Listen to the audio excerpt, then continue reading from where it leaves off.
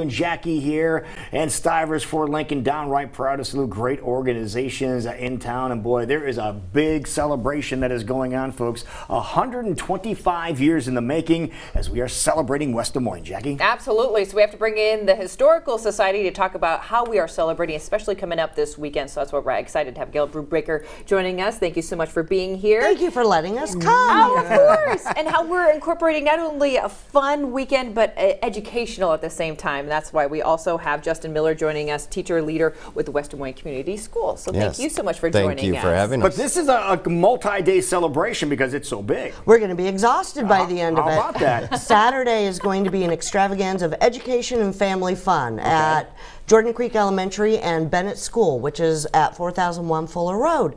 We have the History 101 mobile. If you can't get to the State Historical Building, come on over. They're bringing some stuff out for us. They'll bring it to you. Isn't that convenient and wonderful?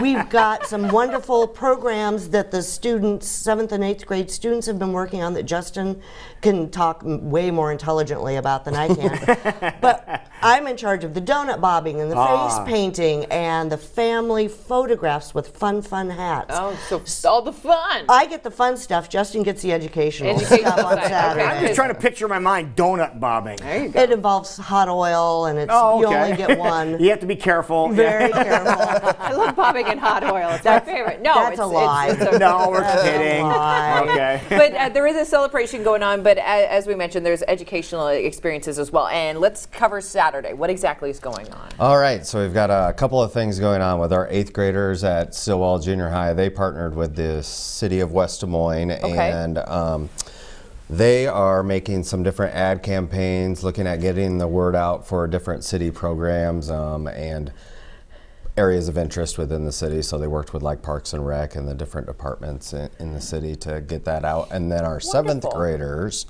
are doing like mini museum pieces. So they're focusing on Iowa legends, legendary people, places, and things in the West Des Moines area, and then also a little bit of central Iowa too. So you'll see some displays on Shawn Johnson, James Jordan, Raccoon River Valley Park, things like that. I was going to say, so we're getting a little bit of education of what made up our 125 years here in West Des Moines, but then things we can still enjoy today, correct? Correct. So I know you mentioned one park. What are some other things that we're going to be learning about in West Des Moines from the kids? Basically everything West Des Moines. I mean, it's kind of crazy how many notable things they have planned. The ones that I've seen so far really involve like Gabby Douglas, like I said, Shawn Johnson, James Jordan, a bunch of notable figures, but then from even more recent up to Renee Hardman, our first female African-American city councilwoman. Right. So we had some students interview her, and they have a display on her, and then we have... So they really did research on some of the West Des Moines leaders and things of history that are of note. Correct, yeah. Some of the kids were able to follow up on some family connections and get some good interviews for their research, and then other kids were using the handy-dandy Google machine to research that. And then some of our other students were also able to work with some of the officials down at the West Des Moines city offices and get some things from like Parks and Rec. What were the responses from some of the kids that were doing some of this research when they dive in a little further and they find out the meaning behind Jordan, for example, and they go, really, was it eye-opening for them?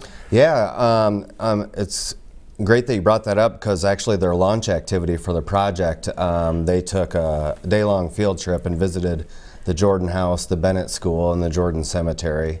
And spent time at each place and learned about all the legendary things at each of those and what people had to do with what things and things of that nature. But one of the cool stories too is we had a group of students researching kind of the area by 8th and Ashworth, where Hillside Elementary is right now, but kind of the history behind that place, where it used to be Hillside Junior High. There was a different building there, and then there was also the football stadium used to be located there, right in the heart of Valley Junction. So we have a group really focusing on just that area of town, and then we have another group focusing on Valley Junction itself and kind of talking about the history with the railroad and things there as well. Absolutely. So all these presentations are happening on Saturday. Correct. And where do we need to go?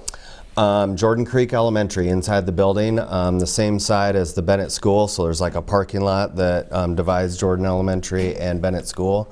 The History Mobile will be in the parking lot, and then there's free parking, of course. All the kids will be inside, standing next to their exhibits, ready to talk about them and engage with the public. Okay. I love it. And that's just on Saturday. Well, it's about finding out about our history, because I'm sad to say I live in West Des Moines and I haven't been to quite a few of these places, and it's good to know about the things that have happened in our area. You know, West Des Moines really has this incredible rich history, and names that we're familiar with, like Fuller and Ashworth and E.P. True. You know, those were living, breathing people who really contributed so much to our community.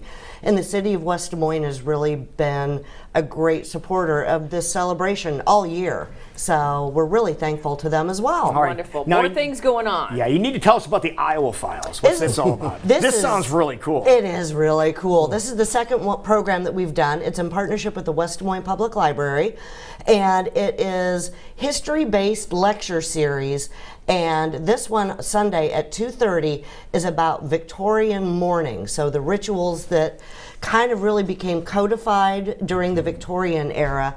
And a local expert on this, Joan, is going to come in, and she has a full Victorian mourning gown that she's going to be talking about.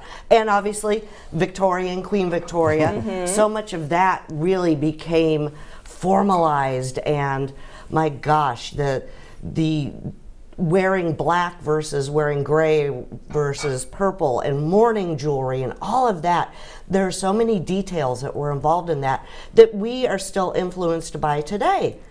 So black and gray and different colors signify different things? Different levels of mourning. You were kind of required to wear full black, including a veil and gloves if it was a very close family member. Right. And then after a year or 2 years, depending on the relationship, you could go to start adding some light gray or purples in it. But really? You look at this Montgomery Ward catalogs and Sears catalogs of the time, the whole mourning clothing and mourning jewelry section was just huge.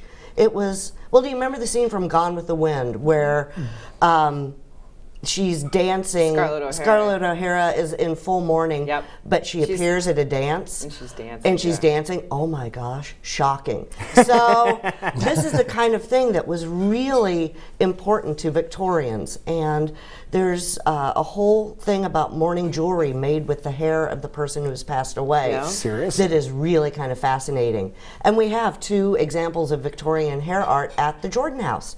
So you can come see it when we do our open house tours on Fridays or Sundays. Wow, didn't know about that. Unbelievable. So that special presentation is happening on Sunday. On Sunday, 2:30 at the West Des Moines Public Library. Okay. They've been a great partner with us. So, and there's more information about the whole series, because we go through May, on our website, wdmhs.org, or our Facebook page. All right, and you're going to have a lot of special guests. What about Professor Von Air? Well, he's Saturday. He's Saturday? He's not doing an Iowa file. He's on Saturday. He's on Saturday? He's this absolutely amazing balloon artist.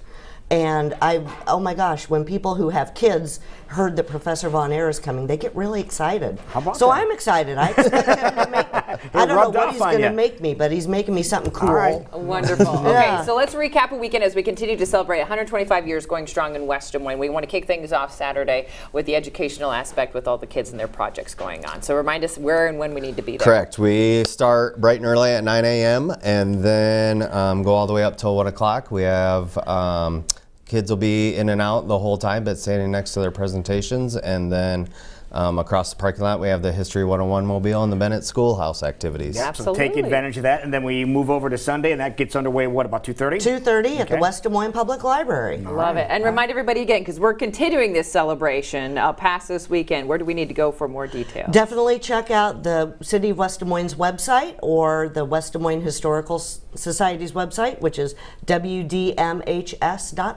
Wonderful. Thank All you right. both Thanks for for joining being us here. today. Thank you for having us. All right, it is 8